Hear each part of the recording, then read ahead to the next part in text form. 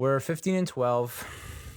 I'll take it, as long as we're hovering around 500 with all that's going on. To hover around 500 is still a win in my book.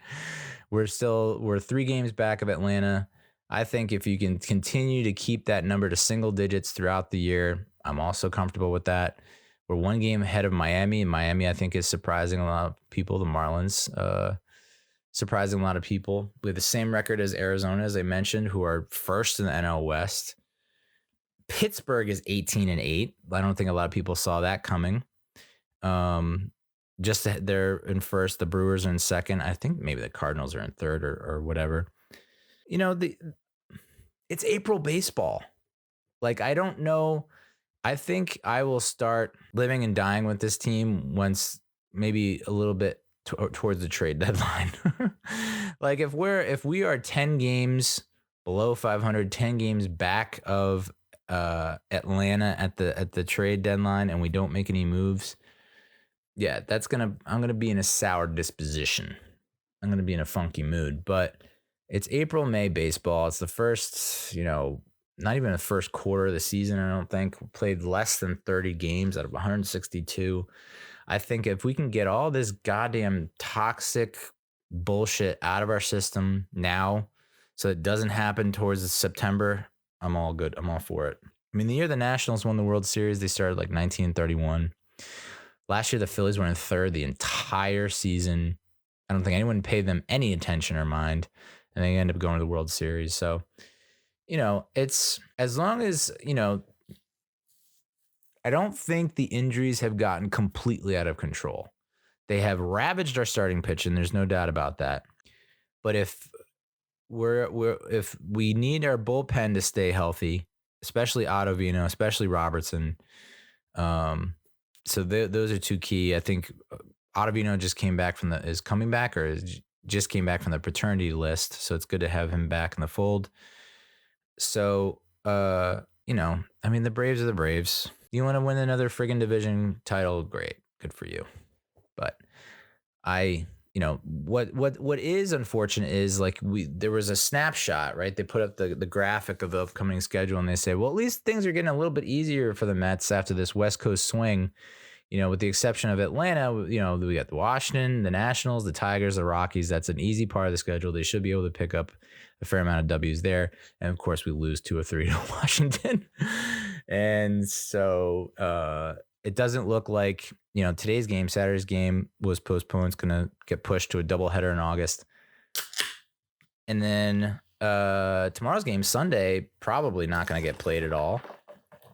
I don't think. I'm sorry, I'm just pouring a Wild Basin hard seltzer with real juice, 100 calories, strawberry. Looking for a little variety. Don't want to just crush White Claws all the time, so I'm trying to mix it up. Went with the Wild Basin. So I don't think they're going to get tomorrow's game in. Like, my daughter's soccer camp or whatever practice for Sunday was canceled on Friday or Thursday.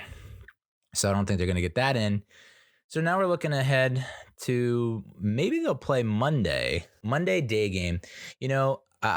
Whoever is putting together the schedule and says, it would be great if we have a lot of weekday day games. What are you doing? I understand it's a day, and maybe this goes into the whole travel policy. Like, we want to make sure that we get the game in so that they can travel and get enough rest. And I get that, but too many weekday day games. Like, people have to work. No one's going to go to the game, and no one's going to watch the game because they have friggin' work. Old man rant over.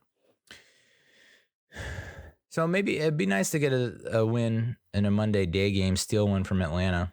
I don't know who we have pitching or starting on that one. Who do we got? Do we know? Jesus. I don't even know who's up in the rotation now, dude. I don't know. But then we have a 3-game set at Detroit against the Tigers. We get to face old Javi Baez, see what he's up to, if he's still wildly swinging at pitches way out of the strike zone, and then turning base running blunders into base running wonders. So you got to think that, Detroit's 9-15? last place in the AL Central, you got to think, okay, we got to take at least 2 or 3 there, if not get the sweep. And then we come back home to face Colorado and face the Rockies and the weekend, Cinco de Mayo weekend, Mother's Day weekend, which historically we stink and suck on holidays. So you can expect us to drop the Sunday affair. Or no, that's the following Sunday. Okay, so maybe we don't lose that Sunday. I think our record on Sundays stinks anyway, as far as I recall. So you gotta hope that we take 2 or 3 or sweep Colorado, and we'll be right back in the mix there in terms of staying alive in the playoff hunt. I think we currently have like a 85% or 89% chance of making the postseason. But again, it's not even May, guys. Not even May. Right now, I think it's like you want to make sure you don't want to go into complete cruise control, but you also don't want to, like, this is not the playoff stretch, right? I think it's just like, let's work out the kinks and let's just stay even keeled, trust the process.